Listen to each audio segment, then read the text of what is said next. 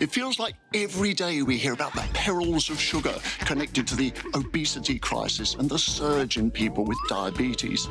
But is sugar really all bad? First up, there are several different sugars, things like sucrose, fructose, lactose, but I'm going to talk about the one that's most important in biology, and that's glucose. Glucose provides the energy that makes our muscles and every other tissue work. In fact, at rest, the most greedy organ of the lot is, believe it or not, our brain.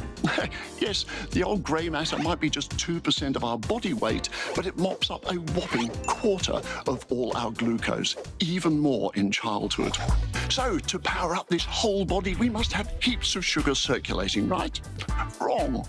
All the glucose in our entire bloodstream amounts to 1 teaspoon of sugar. And that's because it's tightly controlled by hormones like glucagon and the one you've all heard of, insulin. Where do these hormones come from? Well, no one knew until the late 19th century, when a German scientist whipped out the pancreas from a dog and showed that the dog developed diabetes. Not great for the poor puppy, but literally life-saving for us humans, as it led to the discovery of insulin. Hyperglycemia, or high blood sugar, is when the pancreas is struggling, insulin can't keep up, and the levels start to rise.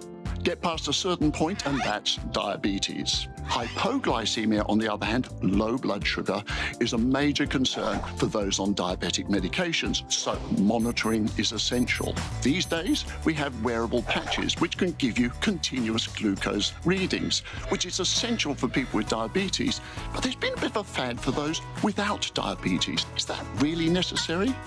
Well, maybe if you've got pre-diabetes or a family history, well, I reckon a regular trip down to your doctor is all that's needed.